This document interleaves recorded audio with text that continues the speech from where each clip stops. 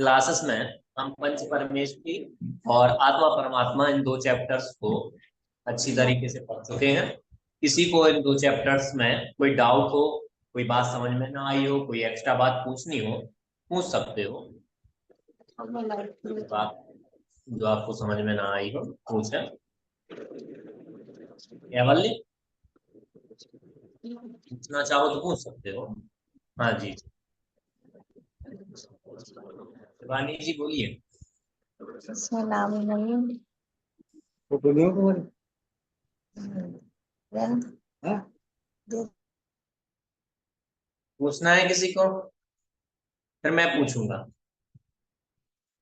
आप पूछिए वरना मैं पूछना शुरू करूंगा। चलिए अब पूछना शुरू करते हैं। प्रेक्षा अनम्यूट करो। हाँ, बताओ आत्मा की कितनी अवस्थाएं होती हैं, कौन कौन सी? आत्मा की तीन अवस्थाएं होती है। बहिरात्मा, अंतरात्मा, परमात्मा। बहुत सुंदर। वीडियो ऑफ करके नहीं जाना है किसी को भी, ठीक है ना? पूछना शुरू किया तो वीडियो ऑफ करके चले गए। चलिए अर्पिता जी अनम्यूट करें। हाँ, बताइए तीनों जो आत्मा की अवस्थाएं हैं इनके गुण स्थान में डिवाइडेशन किया था, आप बताओ। किस स्थान पे? मतलब कौन से आत्मा के कौन से गुण स्थान, कौन से आत्मा कौन से गुण स्थान वाली होती है? अ, जो बहिरात्मा है हम्म, वो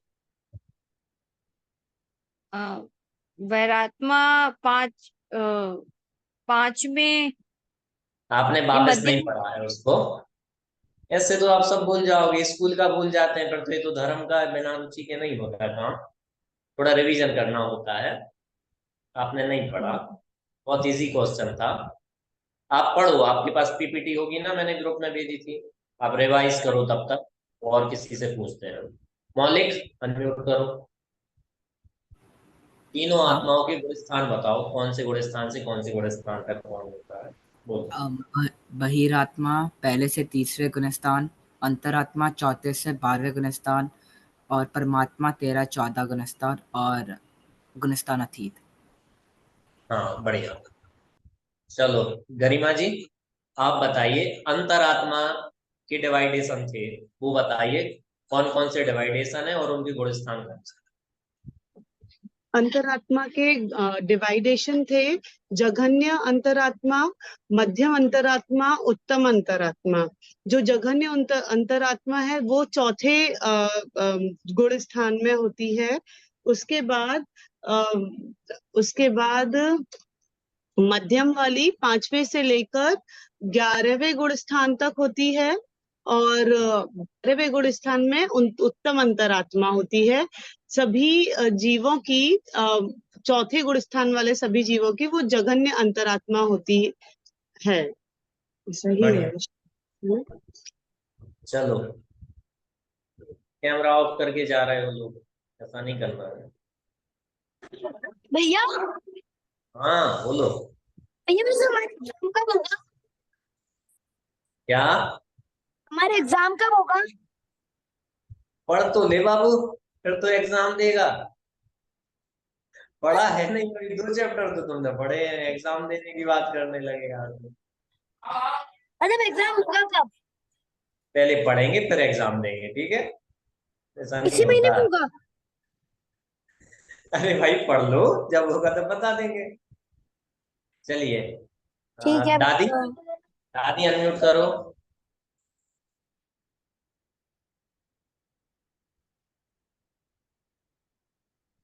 कहाँ गई दादी? दादी अनम्यूट करो, नहीं हो पा रही। सबसे नीचे देखो एक माइक बना होगा, उस पे क्लिक करो। रुको मैं करता हूँ आप।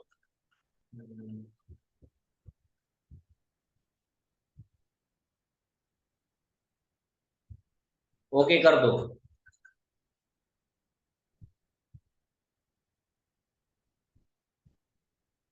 ओके कर दो, ओके।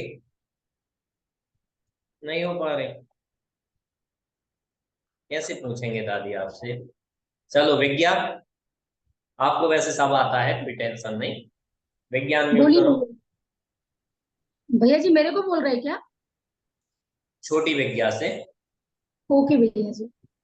हाँ, विज्ञान बताओ, कौन से अंतरात्मा चारों गति के जीव बन सकते हैं, और कौन से अंतरात्मा मात्र मनुष्य गति के जीव बन सकते हैं।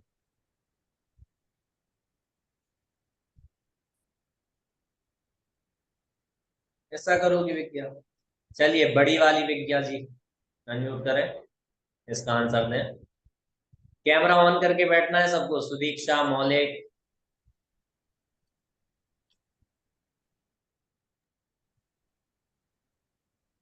हाँ भैया जी, पूछिए। अरे प्रश्न नहीं सुना आपने, प्रश्न है कौन से अंतरात्मा चारों गति के जीव बन सकते हैं, और कौन से अंतरात्मा मात्र मनुष्य गति के जीव बन सकते हैं।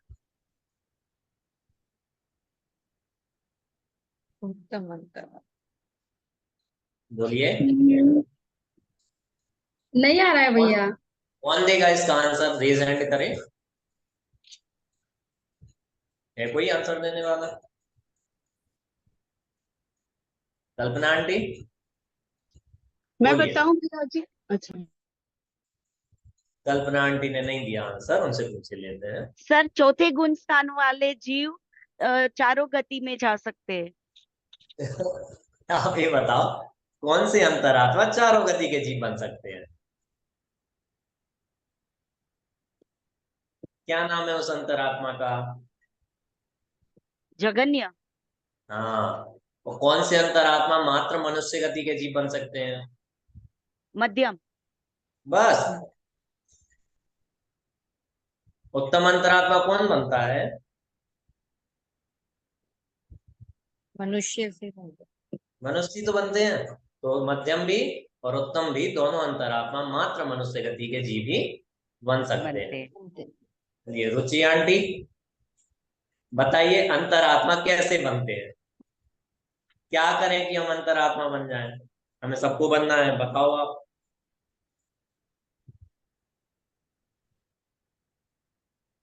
कुछ नहीं करें, याद उपवास करना करके है। बन सकते क्या?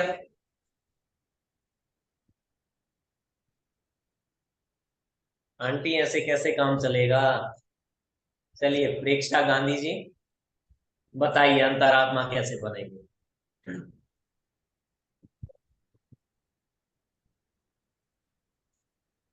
मैं अनम्यूट बताऊं? करें। चलिए आप बताइए। जो व्यक्ति भेद विज्ञान के बल से आत्मा को देह आदि से भिन्न ज्ञान और आनंद स्वभावी जानता है, मानता है और अनुभव करता है, वही ज्ञानी सम्यक दृष्टि जीव अंतरात्मा है। हाँ, आप अपना चेहरा क्यों नहीं दिखा रहे? भैया जी कल पक्का, आज थोड़ा सा, कल में पक्का। हाँ।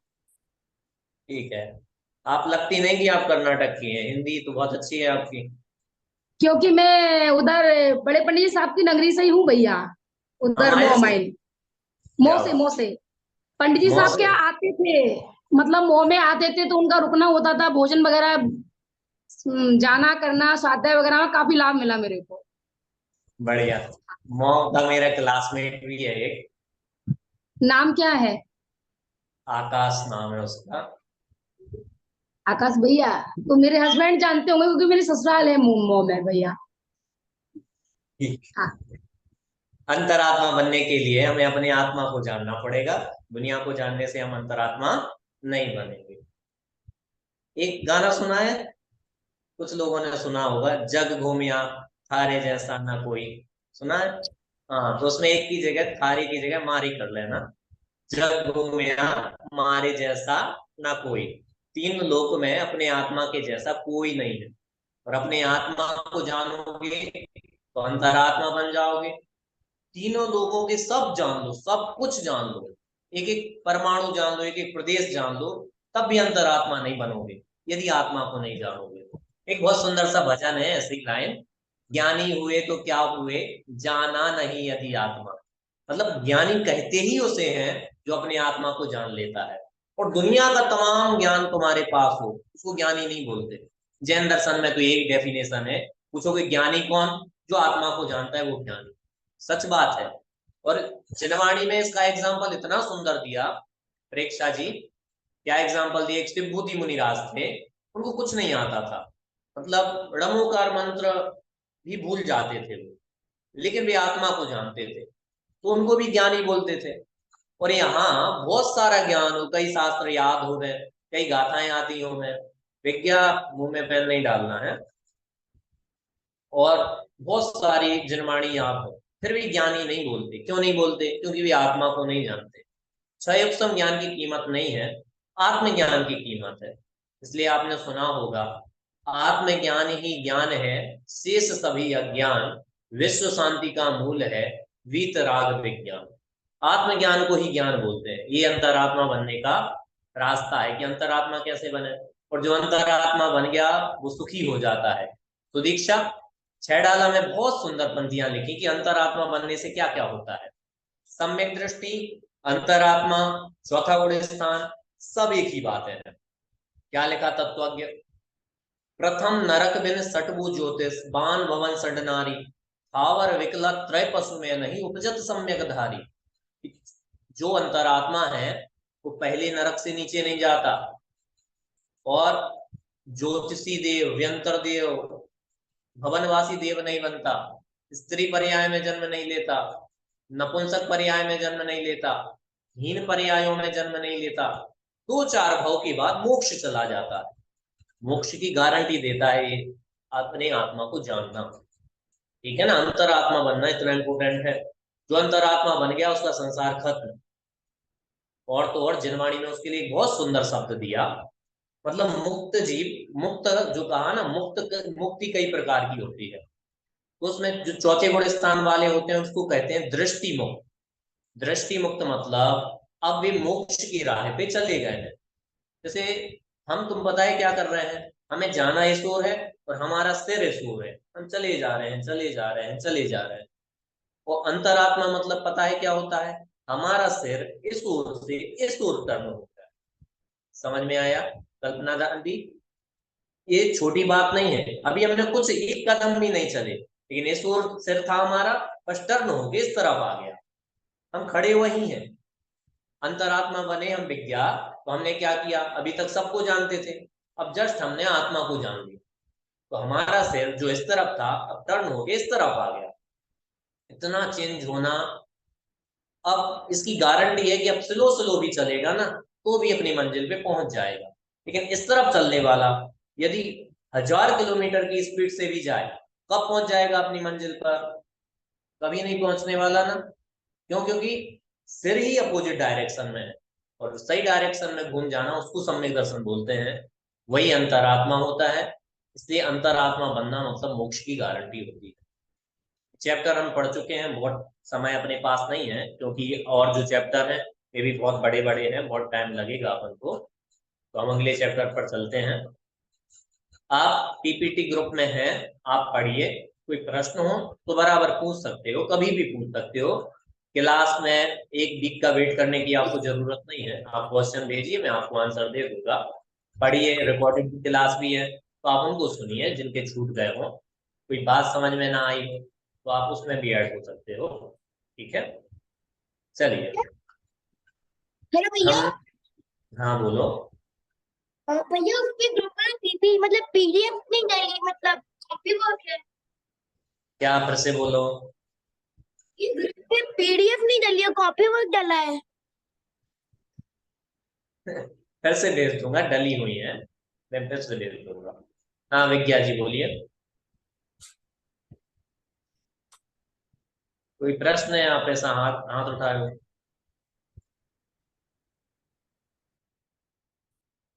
चलिए, हमारा तीसरा चैप्टर है कर्म। ठीक है ना? कर्म के बारे में हमें इस चैप्टर में पढ़ना है।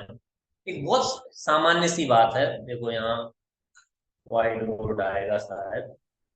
भैया जी एक क्वेश्चन था, बाद में पूछूं अभी? बोलिए। ये आप जो अभी पूछे ना अंतरात्मा और जगन्नात्मा, मतलब कौन सी गति से, ये तो हम पूरी पीडीएफ पढ़े, हमें कहीं मिला नहीं, जब लिख रहे थे जब भी पढ़े थे। उसमें नहीं लिखा है, मैंने बताया था। एक कॉमन सेंस की बात ये है, उसमें क्या लिखा अच्छा, है उसका कि उसका 5 जो आंसर क्या मध्यम था? अंतरात्मा है वो वृत्तिस्रावक होता है, ऐसा लिखा ना उसमें। हाँ। तो आप देखना उसमें लिखा है मध्यम अंतरात्मा वृत्तिस्रावक होता है, ठीक है ना। हम्म। हाँ वृत्तिस्रावक भैया। 5वें गुण स्थान से 11वें गुण स्थान तक के मुनिराज होते हैं, ये लिखा है। इसका हाँ। मीनिंग तो यही है, वो तो मनुष्य ही बनेंगे, और तो कोई नहीं हाँ। बन सकता। लेकिन चौथे जो जगन्य अंतरात्मा है उसमें ऐसा कुछ नहीं लिखा। जो अपने हाँ। आत्मा को जानते हैं वो अंतरात्मा है, जगन्य अंतरात्मा, ऐसा लिखा है। और हाँ। चारों गतियों में एक सामान्य बात है कि चारों गति के जीव सम्यक दर्शन प्राप्त कर सकते हैं। तो फिर भी हम्म। कौन सी अंतरात्मा होंगे जब भी सम्यक दृष्टि होंगे तो मध्यम हो नहीं सकते, क्योंकि वो श्रावक और मुनिराज होते हैं, और उत्तम तो हम्म। उत्कृष्ट मुनिराज होते हैं। वो बचे कौन हम्म। से? जगन्य अंतरात्मा ही वे होते हैं। हम्म। इसलिए मैंने कहा था मैं जो क्लास में बताऊंगा क्वेश्चन उसमें से बनेंगे, इसलिए आप कॉपी पेन लेके बैठा करें, नोट करते जाया करें जो मैं बताता हूँ। सारी बातें पीपीटी में हो ऐसा जरूरी नहीं, वरना फिर पीपीटी ही आपको दे देते, क्लास क्यों पढ़ाते। ठीक है ना। ओके। चलो, कर्म के बारे में हमें पढ़ना है। बहुत शानदार चैप्टर है कर्म सिद्धांत। मतलब हर एक जिस व्यक्ति को इस जीवन में सुखी होना हो, कर्म सिद्धांत पढ़ ले वह, वो सुखी हो जाएगा, इसकी गारंटी है। बहुत मजेदार बात है और निराकुल करने वाली बात है। देखो ये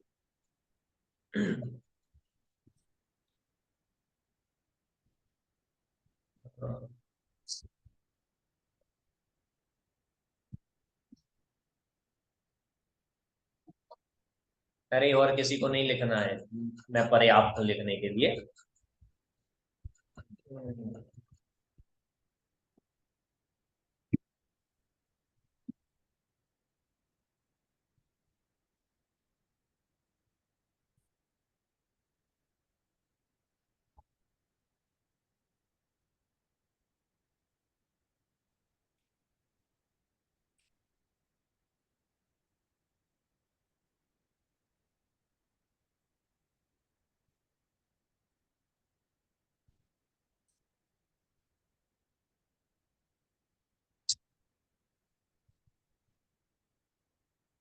अरे आप लोग लिखोगे तो मैं कैसे पढ़ा पाऊंगा फिर।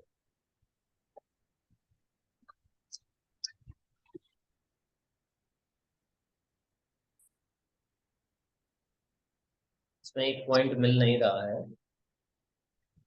हाँ अब मिल गया। चलो अब नहीं लिखना कोई, हाँ यहाँ दिखता है कौन लिख रहा है। देखो जैसे ये आत्मा है, अब दिखेगी आत्मा। हाँ,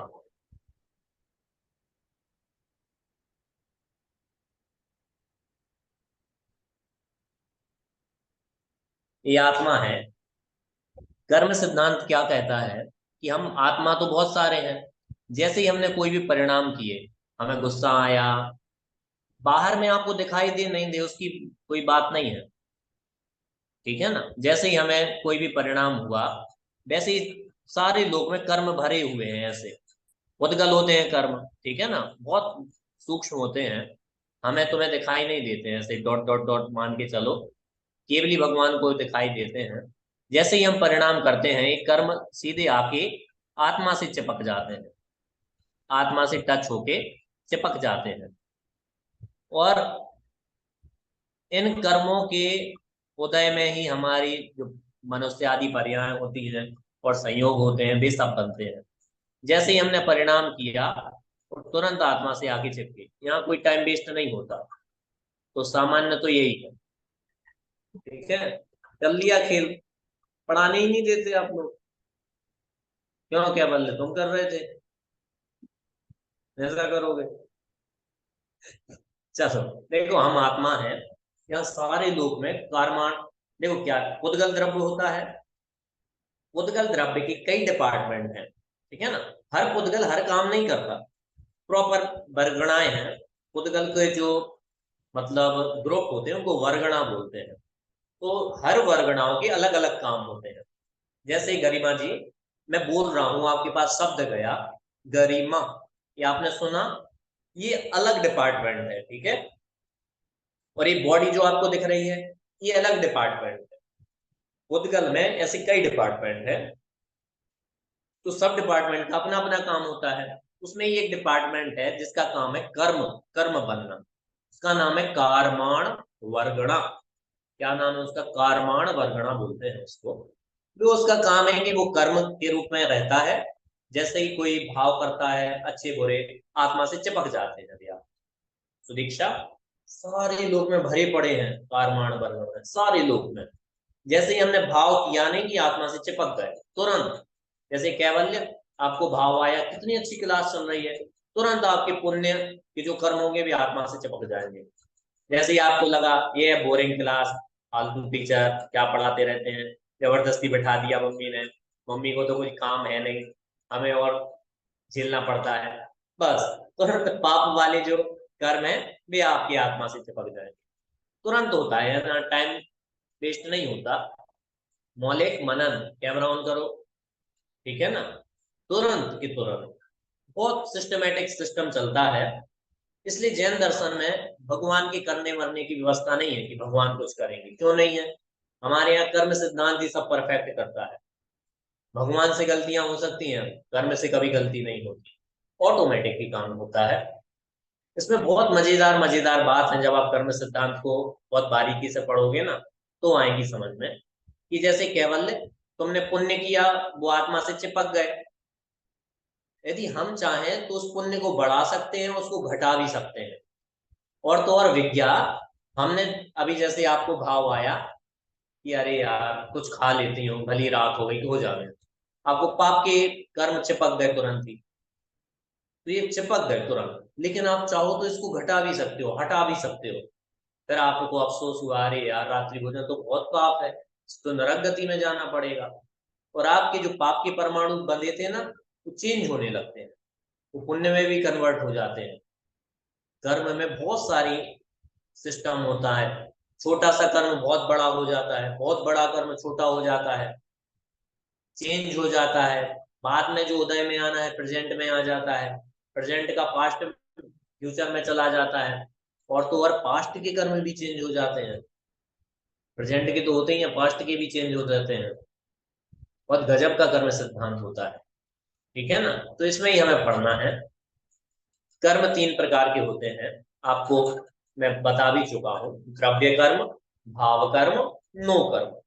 द्रव्य कर्म होते हैं 8, ज्ञानावरण, दर्शनावरण, ठीक है, मोहनीय, अंतराय, वेदनीय, आयु, नाम, गुण, ये 8 कर्म। हमें मेनली इन्हीं को पढ़ना है। भाव कर्म होते हैं जो हमारे भाव होते हैं, गुस्सा, राग, ठीक है ना, पुण्य का भाव, पाप का भाव, झूठ, चोरी, कुशील, परिग्रह। पांचों पाप द्रव्य रूप भी होते हैं, भाव रूप भी होते हैं। आपने किसी को चांटा मारा, ये तो है द्रव्य हिंसा। और आपको भाव आया, ये मिले कहीं तो बहुत पीटूंगा, ठीक है ना, तो इसको बोलते हैं भाव हिंसा। बहुत मम्मियों को गुस्सा आता है ना, बच्चा तो भाग जाता है जल्दी, लेकिन इतना गुस्सा आता है कि पकड़ में आ जाए तो इतना पीटे, इतना पीटे, इतना पीटे कि सीधा हो जाए। ये बच्चा तो दौड़ लगा के भाग जाता है। तो वे हिंसा जो करती है ना उसको बोलते हैं भाव हिंसा। द्रव्य हिंसा नहीं कर पाती वे, क्योंकि उन्हें प्यार तो होता ही है बच्चे से, ये मन तो करता है बहुत पीटो, ठीक है ना। तो पाप तो उन्हें लगता ही है बराबर। ये सुन के पीटने मत लगना कि पाप तो लगा ही है, अब पीट भी लेते हैं। किसी को झूठ बोलने का भाव आया, भले ही नहीं बोला, तो वो भाव है। चोरी करने का, कुशील करने का, परिग्रह रखने का, गुस्सा करने का। बहुत लोग गुस्सा बहुत दबा लेते हैं, जहां चलती नहीं है ना तो गुस्सा दबा लेते हैं। बच्चे होते हैं, अब घर में चलनी मलनी तो है नहीं, तो गुस्सा पी के बैठे रहते हैं। अब क्या करें, सब चलनी तो मम्मी पापा की है, तो गुस्सा तो बहुत आता ही है, जीव है, ठीक है ना, संसारी है, तो गुस्सा आता है, लेकिन शांति से बैठे रहते हैं। बहुत सहनशील होते हैं वे। सहनशील कुछ नहीं होते, गुस्सा दबाए रहते हैं, ठीक है ना। उसको बोलते हैं भाव क्रोध। भाव मान भी होता है, माया भी होती है, चोरी भी होती है। तो 9 जो भाव में होंगे उनको बोलेंगे भाव कर्म। जो 8 कर्म होंगे वे होंगे द्रव्य कर्म। और ये बॉडी आदि और बॉडी से रिलेटेड जो है, जो आपको आंखों से दिखाई देंगे, ये कहलाएंगे नो कर्म। तो ये बेसिक 3 कर्म होते हैं। ठीक है, पीपीटी से पढ़ाऊं क्या, शेयर कर दो कोई पीपीटी? यही लिखा है पीपीटी में जो मैं बता रहा हूँ ना, सब लिखा है यही है उसमें भी। जी, नो कर्म एक बार दोबारा समझा दीजिए। हाँ देखो, इसका एक सर्कल है पूरा पूरा। भाव कर्म हम करते हैं और भाव कर्म से द्रव्य कर्म बंधते हैं। ठीक है, भाव कर्म मतलब जैसे ही हमने भाव किया, अरे यार मंदिर जाना है, ये अच्छा भाव है, हमें वैसे ही पुण्य कर्म बन गया। ठीक है, तो बहुत टाइप के हैं। तो कर्म बंधा वो है द्रव्य कर्म, भाव कर्म किया उससे बंधा द्रव्य कर्म। द्रव्य कर्म होता है जड़ उद्गल। ठीक है, भाव कर्म है जीव, क्योंकि वो जीव का परिणाम है, इसलिए वो जो होता है जीव। द्रव्य कर्म होता है उद्गल, वो जड़ है। लेकिन अब जो द्रव्य कर्म बंधा, इसका आता है उदय। ठीक है ना, जैसे आपके पास एक कूपन है, कूपन को जब आप वो करोगे तो आपको कुछ मिलेगा, तो ऐसे द्रव्य कर्म कूपन है। जब आपने उसको स्क्रैच किया और अप्लाई किया तो आपको कुछ मिला, जो मिला उसको ही बोलते हैं नौ कर्म। मतलब द्रव्य कर्म का उदय आया तो आपको ये बॉडी मिली, ये माता पिता मिले, ये घर मकान दुकान, जो जो भी आपको मिला है जो आपसे रिलेटेड है। देखो हर चीज आपके कर्म के उदय से नहीं मिली, ठीक है ना, कुछ मिली है, लेकिन जो आपके कर्म के उदय से मिली है वो नौ कर्म कहलाएगा। बॉडी, आपके माता पिता, ठीक है, एक घर जिसमें आप रहते हो, वो आपके कर्म के उदय से मिला है, वो आपका है, वो आपका नो कर्म कहलाएगा। मतलब शरीर और शरीर से रिलेटेड जो जो है वे सब नो कर्म कहलाते हैं। गुनाह सुदीक्षा, बात समझ में आ रही होगी। मौलिक, तीनों कर्म बता पाओगे, द्रव्य कर्म भाव कर्म नौ कर्म? ओ नो मौलिक बताओ, यस या नो? बहुत सुंदर। लिपि जी, जैसे ही हमने पूछा तो आप तो चली गई थी, पूछ लें आपसे? हाँ जी भैया जी, पूछ बोलिए। लीजिए। चलो हम पूछेंगे बाद में, अभी जो पढ़ा रहे हैं ना एक पूछेंगे, ध्यान से सुनिएगा। चलो भाई पीपीटी शेयर करो कोई।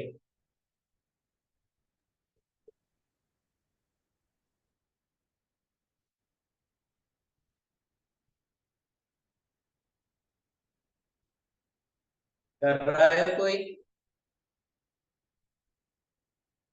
विज्ञान,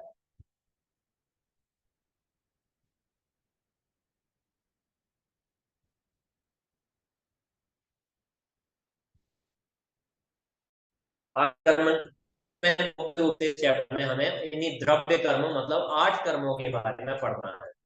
8 कर्मों का डिवाइडेशन भी 2 में है। अच्छा पीपीटी नहीं है आपके पास?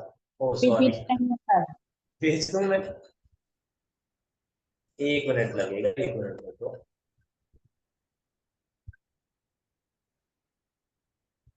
अरे पीपीटी नहीं है आपके पास, शेयर क्या कर रहे हो?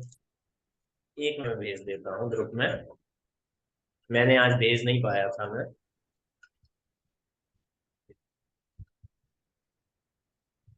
आठ कर्मों का डिवाइडेशन भी 2 पार्ट में किया है। एक को बोलते हैं घाती कर्म और एक को बोलते हैं अघाती कर्म। ये 4 4 होते हैं, आपने सुने भी होंगे कई लोगों ने। घाती कर्म भी 4 होते हैं और अघाती कर्म भी 4 होते हैं।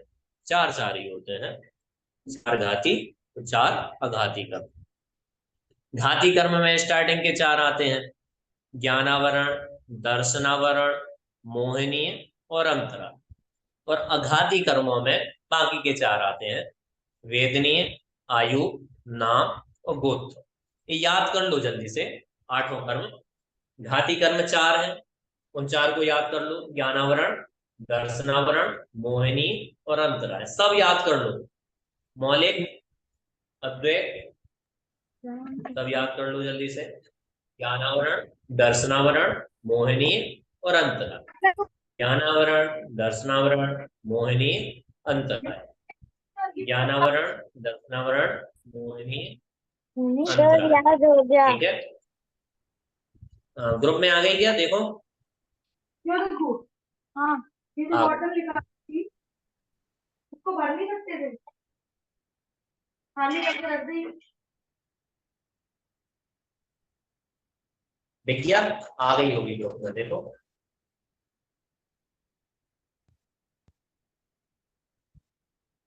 भैया जी मैं शेयर करूँ? चलो, चार घाती कर्म याद हो गए। ज्ञानावरण, दर्शनावरण, मोहिनीय और अंतराल याद हो गए सर मैं सबको? शेयर कर सकता हूँ? हाँ, कर दो शेयर। चलो, चार आघाती कर्म और याद कर दो, बहुत सरल से है। वेदनीय, आयु, नाम, गोत्र। ठीक है, वेदनीय, आयु, नाम, गोत्र। वेदनीय, आयु, नाम, गोत्र। इसको फुल स्क्रीन कैसे करोगे भाई?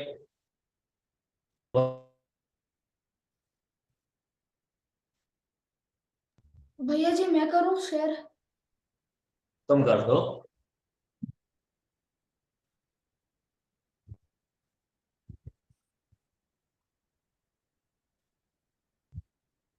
भैया कोई और शेयर कर रहा है इसलिए नहीं कर पा रहा मैं।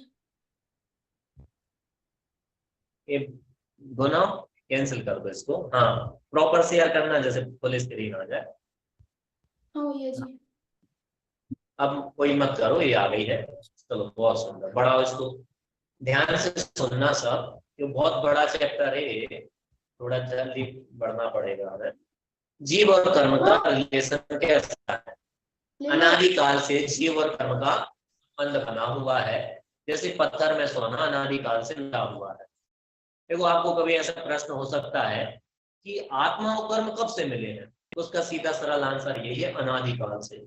आज तक मनन एक सेकंड में भी ऐसा नहीं हुआ कि आत्मा कर्मों से अलग हो गया, कभी भी नहीं हुआ। अर्पिता जी, यदि एक सेकंड को भी आत्मा सारे कर्मों से अलग हो जाए तो उससे बच जाएगा। एक सेकंड को भी कभी अलग नहीं हुआ, कभी। कर्म चेंज तो होते रहे, लेकिन ऐसा कभी नहीं हुआ कि सारे कर्म बदल, मतलब सारे कर्म अलग हो गए। आज जो हमारे पास कर्म है, ये ही कर्म नहीं थे हमेशा से, लेकिन कर्म थे, कोई ना कोई थे, कर्म थे। तो जैसे ये जमीन से आपको पता हो सोना निकलता है ना, पत्थर आदि में मिला हुआ होता है, उसको निकाल के साफ किया जाता है। ऐसे ही आत्मा भी अनादिकाल से कर्म आदि में मिला हुआ है। ठीक है,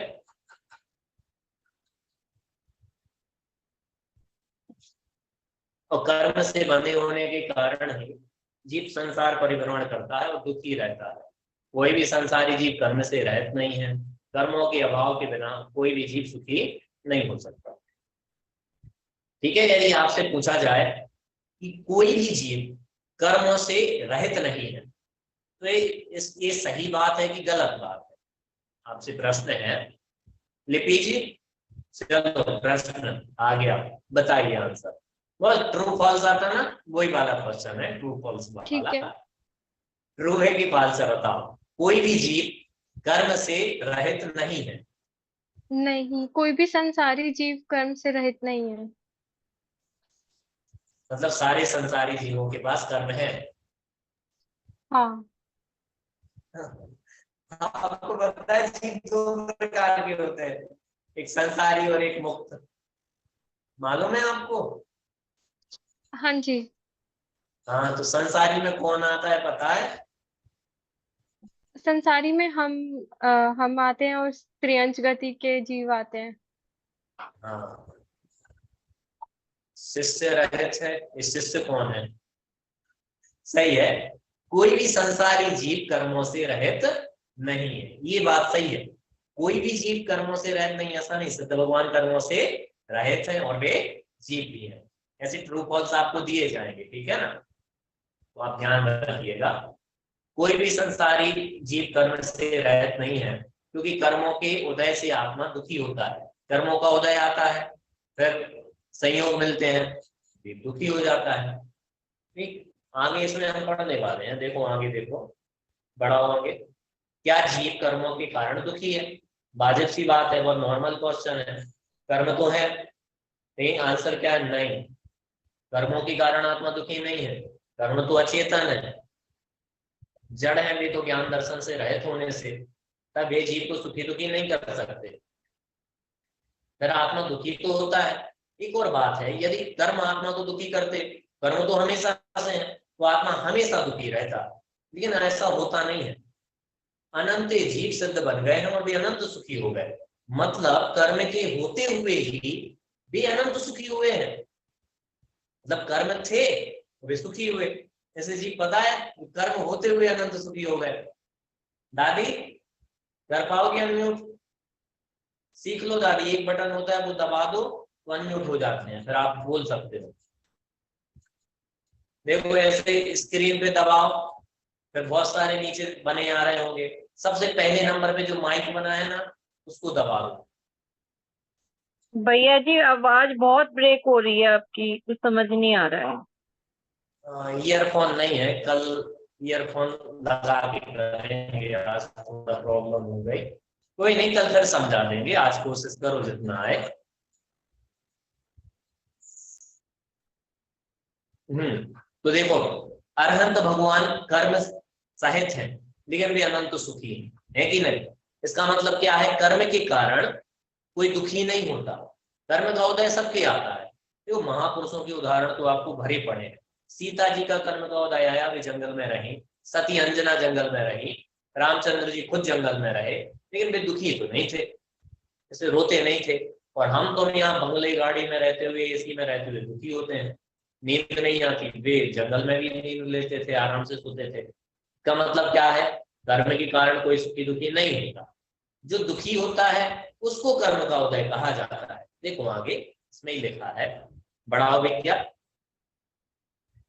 जीवों के दुखों का कारण कौन है? जीव स्वयं ही अपने अपराध के कारण दुखी है, जैसे अपने ज्ञानानंद स्वभाव को भूलने के कारण, पर पदार्थों में इष्टनिष्ठ मान्यता के कारण, और मोहराग देश भाव रूप विकारी परिणमन के कारण। देखो जब जब दूसरों में इष्ट अनिष्ट मानता है तभी जीव दुखी होता है। अभी देखो आपके यहाँ बहुत जगह है, कहीं पानी गिर रहा होगा, कहीं बादल होंगे, कहीं बहुत तेज गर्मी होगी। ये है इष्ट अनिष्ट संयोग। संयोग एक जैसे ही होते हैं। पानी गिरता है तो किसान को बहुत अच्छा लगता है, जिसको बहुत गर्मी लग रही हो उसको मजा आता है, लेकिन जो बीमार हो उसको दुख होता है। संयोग ही यदि सुख दुख के कारण हो गए, सबको एक जैसी फीलिंग हो, ये सबको एक जैसी फीलिंग तो नहीं होती केवल। यही बारिश किसी को अच्छी लगती है, किसी को बुरी लगती है।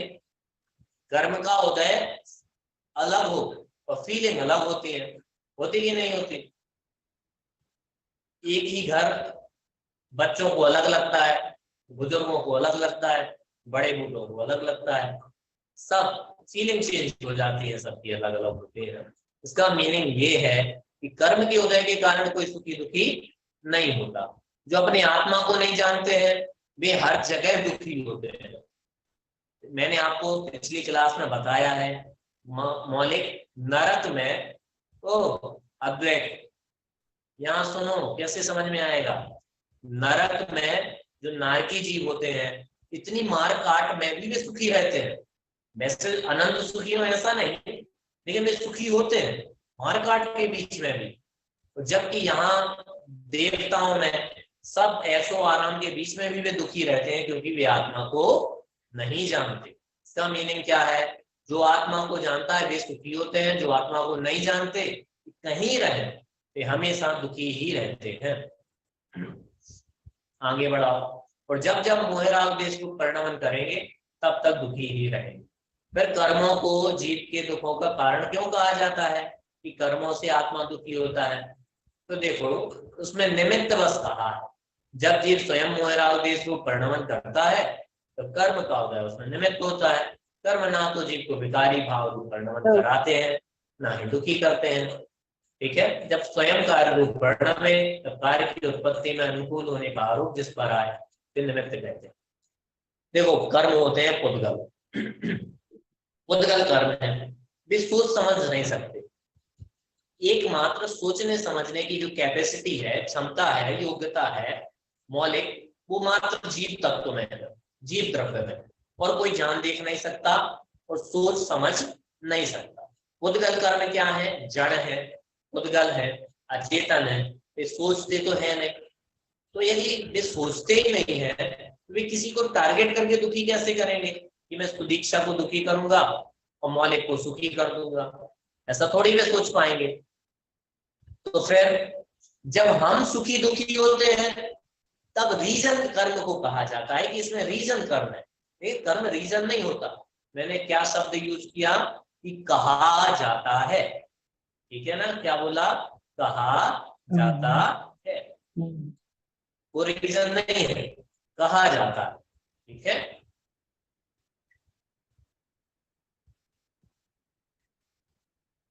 जैसे बहुत लोगों को एलर्जी होती है ना किसी किसी चीज से, तो वो चीज आए तो उन्हें नुकसान कर जाती है। ऐसा नहीं है कि वो वस्तु ही उनके लिए दुखदाई है, लेकिन वो एलर्जी होती है तो दुखदाई बन जाती है। वैसे ही कर्म तो कहे जाते हैं कि कर्मों के कारण आत्मा दुखी हुआ, लेकिन ऐसा जरूरी नहीं कि हो, ठीक है ना। अब गाली आपको कोई दे मौलिक, तो ये आपके पुण्य का उदय है कि पाप का उदय है, बताओ। कोई आपको गाली दे रहा है, या आपका उदय है कि पाप का उदय है? पाप का। पाप का उदय है। जी पाप का उदय है। पाप का उदय। हमारे बुंदेलखंड में तो, और जहाँ हो तो मुझे नहीं पता, शादियों में एक ऐसा प्रोग्राम होता है गाली देने का। मतलब वो गाली देते हैं एक दूसरे को, वो सुनते हैं, बहुत एंजॉय करते हैं। जहां भी होता हो, बुंदेलखंड में होता है ऐसा, तो वो तो बहुत खुश होते हैं कि कोई गाली देता है। मतलब ससुराल वाले ऐसे टाइप के जो भी गाली देते हैं तो वो खुश होते हैं, बहुत मजे आते हैं। और केवल जैसे एक गाली कोई आपको दे और आप गाली सुनो तो आपको 1 करोड़ रुपए मिले। कितने? 1 करोड़ रुपए। तो आप कितनी गाली सुनना चाहोगे? एक भी नहीं। 1 करोड़ एक गाली के मिलेंगे। कैवल्य से पूछा है, कैवल्य बताओ। आंटी को तो क्या है, उन्हें तो पता है कि नहीं मिलने वाले, इसलिए ऐसा बोल रही है। भैया जी मिले नहीं। तो सच में? हाँ सच में। मैं तो हजारों गालियां सुन लूंगा। नहीं नहीं गाली सुनूंगा। लगती थोड़ी है। क्यों नहीं? क्यों बताओ, क्यों नहीं सुनोगे? बताओ कैवल्य। क्योंकि मेरे पाप का उदय नहीं है। तो ये पाप का उदय थोड़ी है, एक गाली सुनने के 1 करोड़ रुपए मिल रहा है। मैं तो 1000 गाली एक दिन में सुनूंगा, 1000 करोड़ रुपए कमा लूंगा, बस। तो जिंदगी में कुछ काम नहीं करना। तीर्थ यात्रा इससे अच्छी जॉब और क्या होगी? गाली सुनने के पैसे मिल रहे हैं। मौलिक बताओ, तुम कितनी गालियां सुनोगे? बोलो। दिन भर सुनते रहोगे? हाँ, इससे अच्छी जॉब और क्या होगी? 1 करोड़ रुपए मिलेंगे। देखो, कहने का मतलब ये है, कोई भी बातें या कोई भी सामग्री या कोई वस्तु हमारे सुख दुख का रीजन नहीं होती। हम जैसा फील करते हैं वैसा वो हमें लगने लगती है। ये पंखा जो अभी चल रहा है, अभी हमें अच्छा लगता है, 4 महीने बाद जब ठंडी शुरू होगी तब हमें बुरा लगेगा। अब पंखा बुरा हो गया हो ऐसा थोड़ी है कि पंखा हमारे साथ धोखा कर रहा है। गर्मियों में तो अच्छा लगता था, ठंडियों में बुरा लग रहा है।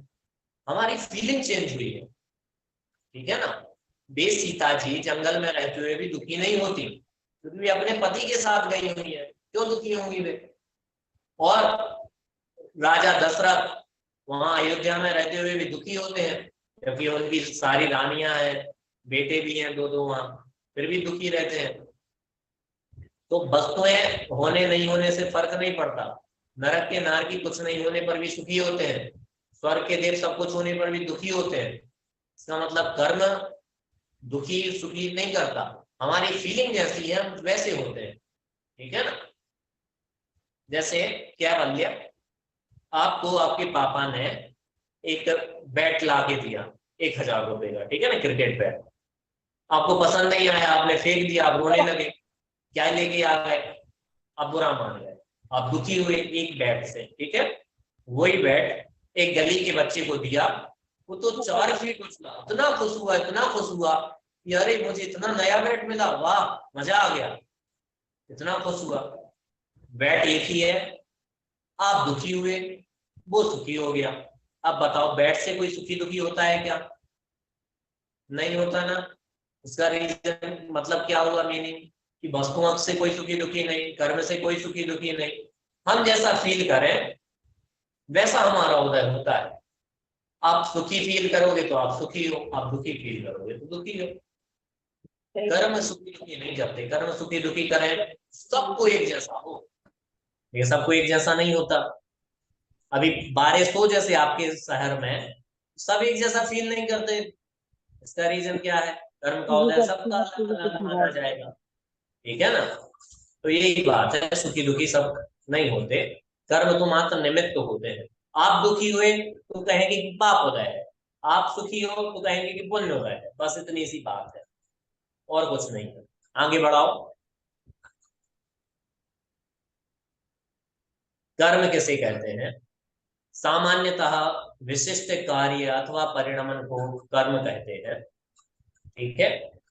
कर्म वो वाला कर्म नहीं है, मतलब वर्क वाला। एक कर्म जो आत्मा से चिपकते हैं वो है, लेकिन कार्य को भी कर्म बोलते हैं, ठीक है ना। वर्क करना, उसमें भी भाव कर्म करते हैं ना, तो वो भाव कर्म से द्रव्य कर्म बनते हैं, उसकी वजह से नौ कर्म मिलते हैं। आगे बढ़ो। कर्म कितने हैं? कर्म 3 प्रकार के हैं, द्रव्य कर्म, भाव कर्म, नौ कर्म। इसमें नौ कर्म नहीं लिखे। कर्म के उदय में मोहराग देश आदि विकारी भावों को करता है तो भाव कर्म होते हैं।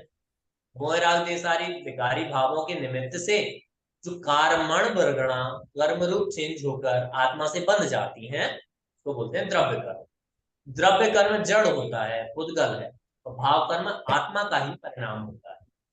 इनको हम समझ चुके हैं, आगे बढ़ो। द्रव्य कर्म के 2 भेद हैं, घाती कर्म, अघाती कर्म। ये तो आपको याद भी है, आगे बढ़ो। घाती कर्म 4 प्रकार की। वापस आओ ना, वापस आओ। हाँ, जूम करो, इसमें नाम लिखे हुए हैं, जूम करो और करो। हाँ, सेंटर में आओ। देखो ये जल्दी से, 1 मिनट का टाइम है आपके पास। 4 घाती कर्म है लेफ्ट हैंड वाले, 4 अघाती कर्म है राइट हैंड वाले। फटाक से याद करो। मुझे याद हुआ है। दर्शनावरणीय, मोहनीय, अंतर, आयु, नाम, गोत्र और वेदनीय। जल्दी से याद कर दो। भैया जी मुझे याद हो गए हैं। याद हो गए, बढ़िया। 1 मिनट का टाइम है, सबको याद कर लेने दो। भैया जी मैं सुनाऊं? रुक जा भाई, याद करने दो सबको। अब मैं बताऊं? मैं बताऊं अब? नहीं पूछूंगा ऐसे। मैं बताऊं? और दादी बोल रही है। हाँ, अनिरुद्ध हो गई दादी। हाँ, घाती कर्म मैं बताती हूँ। ज्ञानावरण, दर्शनावरण, ज्ञानावरण, दर्शनावरण, मोहिनी, अंतराय। नहीं, अघाती भी बताओ। अघाती, हाँ। क्या देख के नहीं बताना है। भैया मैं बताऊं? आयांश का तो आयु, नाम, वेदनी, आयु, नाम, गोत्र। बढ़िया। भैया मैं बताऊं? चलो ऐसा रेज हैंड करे जिसको याद ना हो। मैं मान के चल रहा हूँ सबको याद हो गए। ऐसा कोई है जिसको याद नहीं हुए? रेज हैंड करो। मौलिक याद हो गए? चलो बढ़िया। कैवल्य आपको? ओ कैवल्य, कैवल्य आवाज आ रही है? अनम्यूट करो, चलो सुनाओ। क्या भैया जी? सुनाओ सुनाओ। हाँ सर। भैया मैं सुनाऊं? घात्याकर्म बोलो। ज्ञानावरण, दर्शनावरण, मोहनीय, अंतराय।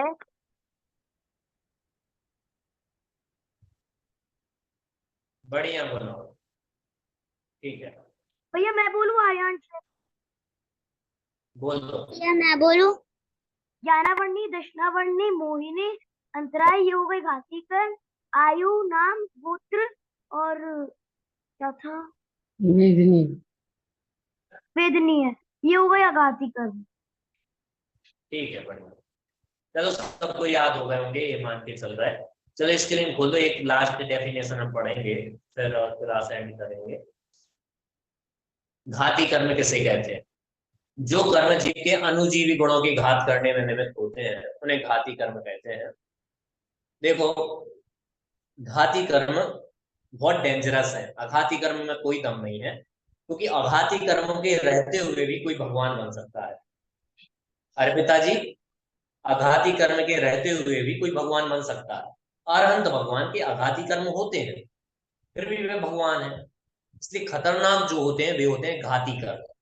तो क्या लिखा है? जो जीव के अनुजीवी गुणों का घात करते हैं उनको बोलते हैं घाती कर्म। इसको याद कर लेना, इंपोर्टेंट डेफिनेशन है। जो जीव के अनुजीवी गुणों का घात करते हैं उसको बोलते हैं घाती कर्म। भाव स्वरूपी गुणों को अनुजीवी गुण कहते हैं। देखो, भाव स्वरूपी मतलब क्या होता है? भाव स्वरूपी गुण वे होते हैं कैवल्य, मौलिक। बहुत ध्यान से सुनो, ये बात आपको फिर कभी समझ में नहीं आएगी यदि अभी नहीं समझोगे तो। भाव स्वरूपी गुण, रुचि आंटी, वे होते हैं जिनका अस्तित्व, जिनकी सत्ता थोड़ी बहुत मात्रा में हमेशा कायम रहती है। हमेशा, चाहे कितना ही ज्यादा कर्म का उदय क्यों ना हो, कितना ही ज्यादा, वे गुण कुछ ना कुछ आत्मा में बने रहेंगे। उन गुणों के कारण ही आत्मा आत्मा रहता है, वरना कर्म ने तो आत्मा के अनंत गुणों को ढक के रखा है। आत्मा की सत्ता ही खत्म हो जाएगी, एग्जिस्टेंस ही खत्म हो जाएगा। लेकिन वे गुण ऐसे हैं जो कितना ही ज्यादा कर्म का उदय क्यों ना हो, वे कुछ ना कुछ मात्रा में हमेशा रहेंगे, मतलब कर्म से रहित रहेंगे। ठीक है ना, कितना ही ज्यादा कर्म का उदय। इसलिए उनको बोलते हैं, ये आत्मा के उन मोस्ट इंपोर्टेंट गुणों को ढांक देते हैं, इसलिए इनको बोलते हैं घाती कर्म। डेफिनेशन क्या है? जो आत्मा के अनुजीवी गुणों को घातते हैं, उनको दबा देते हैं, नष्ट करते हैं, उसको बोलते हैं घाती कर्म। और एक डेंजरस है बहुत ज्यादा। आत्मा के देखो कौन कौन से ऐसे गुण हैं। ज्ञान है, दर्शन है, सुख है, वीर्य है। और ये चारों घाती कर्म इन आत्मा के गुणों को ढांकते हैं। विकारी भाव रूप परिणमन होने पर जो गुण आंशिक रूप से कुछ अंश में सदा शुद्ध रूप परिणमन करें उन्हें अनुजीवी गुण कहते हैं। देखो, ज्ञान हमेशा कुछ ना कुछ मात्रा में रहता है, दर्शन हमेशा रहता है, सुख रहता है, वीर्य रहता है, सामर्थ्य रहती है हमेशा। देखो, अनंत सुख अलग बात है और अतीन्द्रिय सुख अलग बात है। लेकिन निराकुलता रूप सुख की फीलिंग हमें नहीं होती है, ऐसा नहीं है। निराकुलता कभी कभी हमें बहुत होती है, लेकिन परमानेंट वाली निराकुलता नहीं होती। इसलिए हम कहते हैं कि हम सुखी नहीं है। लेकिन सुखी नहीं हो सकते ऐसा भी नहीं है। प्रेक्षा कि निगोदिया जीव के भी इतना ज्ञानावरण कर्म का बहुत ज्यादा उदय होता है, फिर भी उसको कुछ ना कुछ ज्ञान अवश्य होता है, उसके कुछ ना कुछ दर्शन जरूर होता है, कुछ ना कुछ सुख वीर्य अवश्य होता है, क्योंकि ये आत्मा के अनुजीवी गुण है। और अनुजीवी गुण कभी ऐसा नहीं होते कि पूरे के पूरे ढक जाए। ठीक है ना, ये हमेशा कुछ ना कुछ मात्रा में रहेंगे ही रहेंगे। क्लियर?